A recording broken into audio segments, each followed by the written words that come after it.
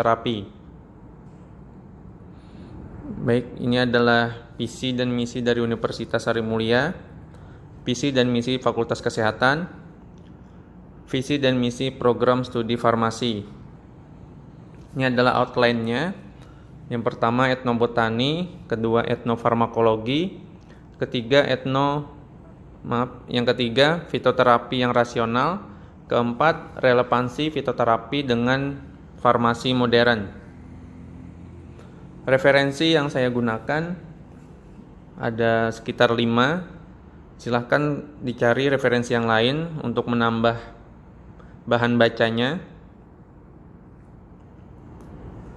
Kemudian kita masuk ke tema etnobotani. Jadi etnobotani ini berasal dari kata etno atau etnis dan botani. Secara deskripsi bisa dinyatakan pertama, interaksi masyarakat setempat dengan lingkungan hidupnya, khususnya tumbuh-tumbuhan.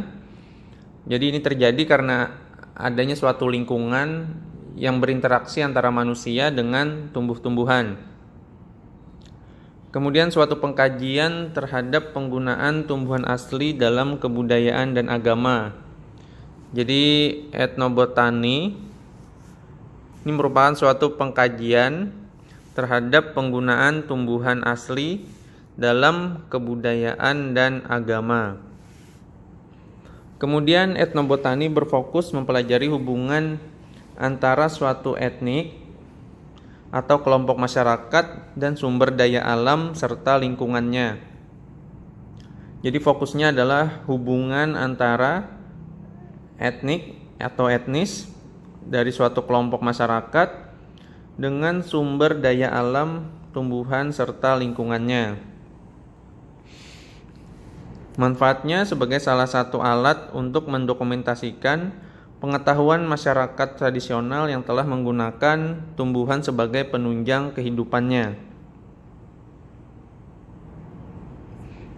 Kemudian ada etnofarmakologi. Etnofarmakologi ini merupakan cabang dari etnobotani.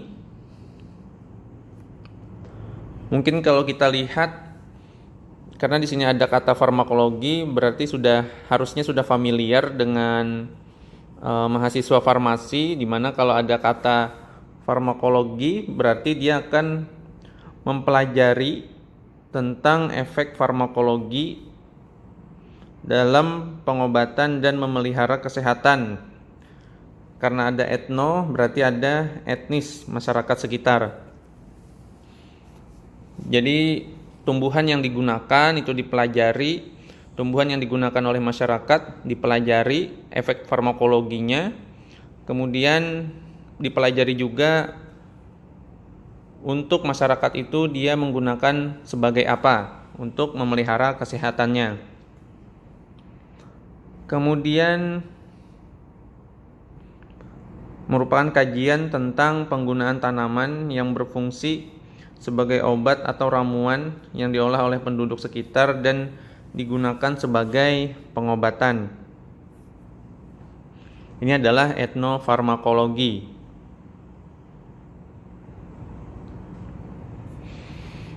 Kemudian kita masuk ke tema fitoterapi. Jadi fitoterapi adalah secara deskripsi penggunaan tanaman, bagian tanaman, sediaan yang terbuat dari tanaman untuk pengobatan dan pencegahan penyakit. Jadi untuk mengatasi atau pengobatan suatu penyakit itu menggunakan tanaman. Kemudian tumbuhan yang digunakan disebut tanaman obat. Bagian penting dari fitoterapi yaitu bagian tumbuhan yang dapat berfungsi sebagai obat. Jadi ada bagian-bagian tertentu yang memang digunakan oleh masyarakat atau telah dibuktikan secara klinis atau pengujian itu dapat berfungsi sebagai obat. Kemudian manusia sudah menggunakan tanaman sebagai obat sejak dimulainya peradaban. Jadi memang pada masa dahulu, flashback sekilas ke farmakognosi. Jadi memang latar belakangnya itu adalah hubungan ketergantungan antara manusia dengan tumbuhan. Manusia membutuhkan tumbuhan sebagai sumber makanan, sekaligus juga sebagai sumber pengobatan di masa dulu, di masa lampau. Kemudian perkembangan teknologi, ilmu dan teknologi ini membantu kebenaran dari suatu tanaman obat. Jadi adanya pengujian-pengujian untuk tanaman obat tersebut yang telah diklaim secara empiris. Kemudian beberapa tanaman obat juga sudah terbukti secara ilmiah khasiatnya.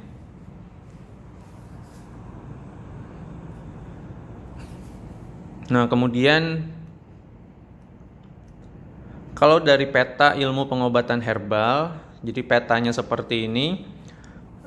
Ada fitokimia, dia mempelajari senyawa kimia dalam tumbuhan, jadi identifikasi senyawa kimia, memprediksi potensi dari senyawa kimia tersebut untuk suatu yang berkhasiat. Kemudian fitofarmasi, ini mempelajari bentuk sediaannya, jadi bentuk sediaan yang dipelajari, misalnya teh, tinktur, ekstrak. Kemudian fitofarmakologi, jadi dari suatu bahan alam diujikan secara farmakokinetik maupun farmakodinamik. Kemudian fitoterapi ini mempelajari tentang potensi dan batasan obat herbal yang digunakan untuk pengobatan.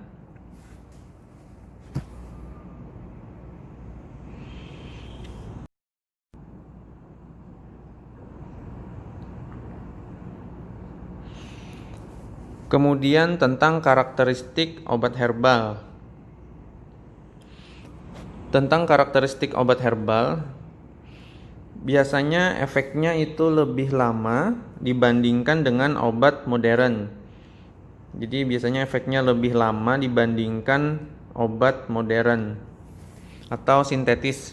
Penggunanya harus memperhatikan tingkat keparahan penyakit. Jadi kalau memang penyakitnya parah, sangat dianjurkan obat yang digunakan adalah obat sintetik atau obat modern. Kemudian onsetnya lebih lama, umumnya efeknya akan tercapai setelah beberapa minggu pemakaian. Jadi tidak cocok untuk penanganan darurat, ini tidak cocok apabila mengharapkan efek yang cepat.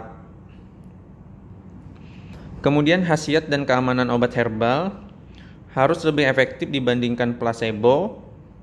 Kemudian efek samping mungkin terjadi pada penggunaan obat herbal. Secara alami memang beberapa tanaman menghasilkan metabolit sekunder yang berbahaya karena faktor sebagai bentuk pertahanan tubuh dari tanaman. Kemudian pengaruh lingkungan, ada cemaran logam berat misalnya. Kemudian bahan kimia yang disiram dengan sengaja atau tidak sengaja pada tanaman, dan cemaran bakteri. Kemudian ada juga kontaminasi yang menyebabkan berbahaya. Kemudian adanya interaksi. Nah, interaksi ini menjadi penting sebagai salah satu pertimbangan ketika ingin menggunakan obat herbal. Jadi jangan sampai obat herbal itu berinteraksi, menghasilkan interaksi yang buruk terhadap tubuh.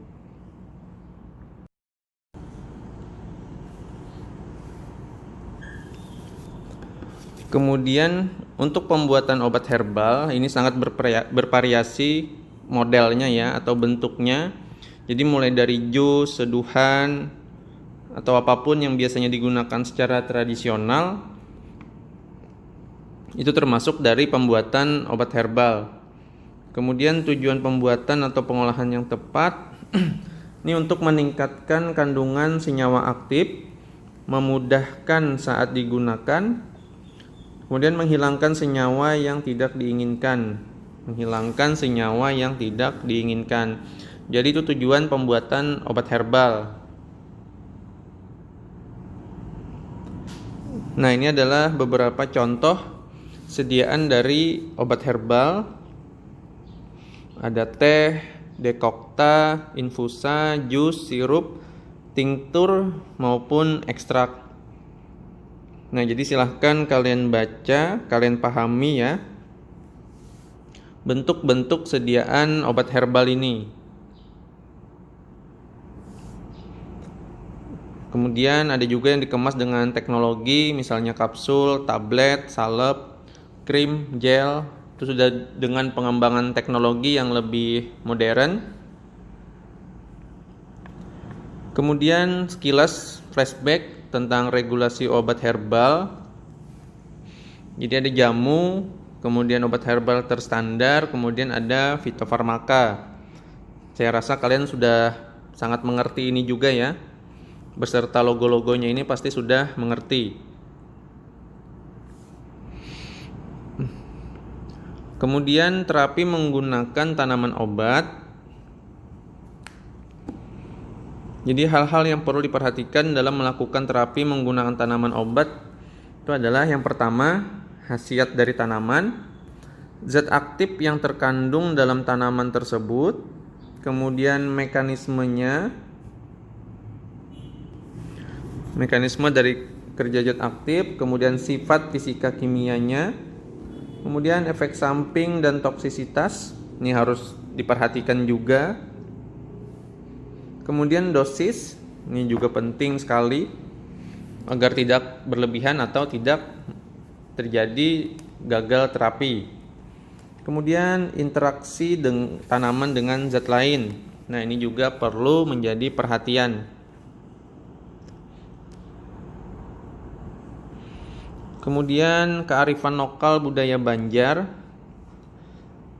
merupakan yang disebut kearifan lokal ya, merupakan ciri khas suatu daerah atau wilayah tertentu yang memiliki nilai kebudayaan. Kemudian berkembang dalam lingkup lokal dari generasi ke generasi berikutnya.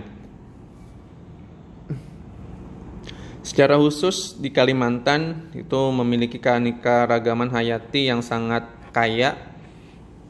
Kemudian juga banyak tumbuhan yang telah digunakan dari berbagai daerah, berbagai suku di tempat kita di Kalimantan.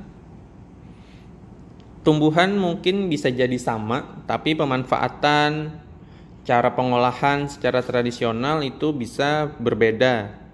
Kemudian takaran pemakaiannya pun bisa berbeda.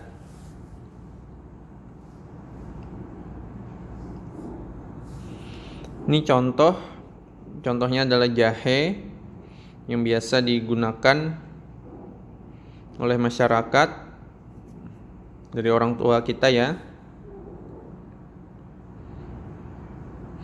Jahe bisa untuk mual muntah atau penghangat badan. Banyak sebenarnya fungsinya. Nah, ini silahkan dibaca juga nanti di PowerPoint, di file PowerPoint-nya. Kemudian secara khusus kita membahas satu kandungan kimia jahe, yaitu gingerol. Ini senyawa aktif dalam jahe yang diduga dapat mengobati mual muntah. Jadi dia aksinya itu adalah mengeblok serotonin, yaitu senyawa yang dapat menyebabkan perut berkontraksi sehingga timbul rasa mual.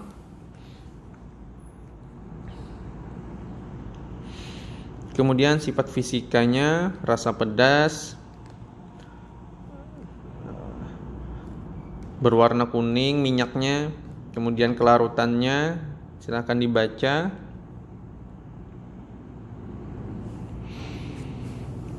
Kemudian ini ada dosisnya. Kalian pasti sudah familiar juga ya, yang disebut dengan ekstrak kering.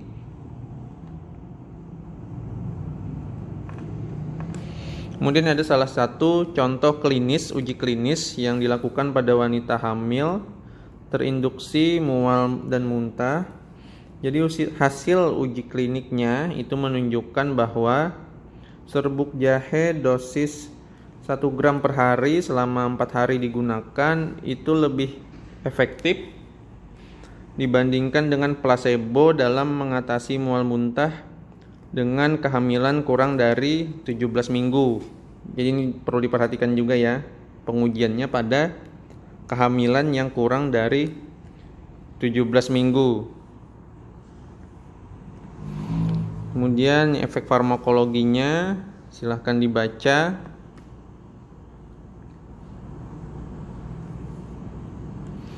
Kemudian efek samping dan toksisitas jahe silahkan dipahami ya.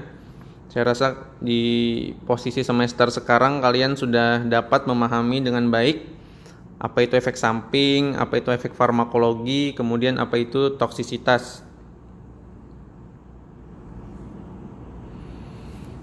Nah, kemudian fitoterapi yang rasional, ini metode pengobatan fitoterapi yang rasional berdasarkan pada pengetahuan, bukti klinis, dan pengkajian ilmiah yang mendalam. Kemudian sedangkan metode pengobatan tradisional ini berdasarkan pada kebiasaan turun-temurun. Nah, ini adalah relevansinya antara fitoterapi dengan farmasi modern. Fitoterapi dia pemanfaatan bahan alam dalam pengobatan, bisa tradisional, bisa juga terstandar. Jadi bahannya ini, bahan tumbuhan ini bisa terstandar atau hanya secara tradisional. Kemudian farmasi modern ini berperan dalam pharmaceutical care atau pelayanan kefarmasiannya. Jadi bukan hanya sekedar pelayanan di apotik menyerahkan obat herbal atau obat tradisional, tapi tidak seperti itu. Dapat berperan lebih jauh lagi dengan cara memantau atau memonitoring secara langsung perkembangan dari kesembuhan si pasien atau efek yang diberikan oleh obat kepada pasien. Itu menjadi sebuah kinerja seorang farmasi yang sangat baik. Nah, jadi demikian untuk materinya. Kemudian quote-nya adalah, karena mengulang-ulang doa itu seperti kayuhan sepeda, suatu saat ia akan membawamu ke arah yang kamu tuju. Jadi sesuatu yang diulang itu pasti akan membawa kesuksesan. Demikian, terima kasih.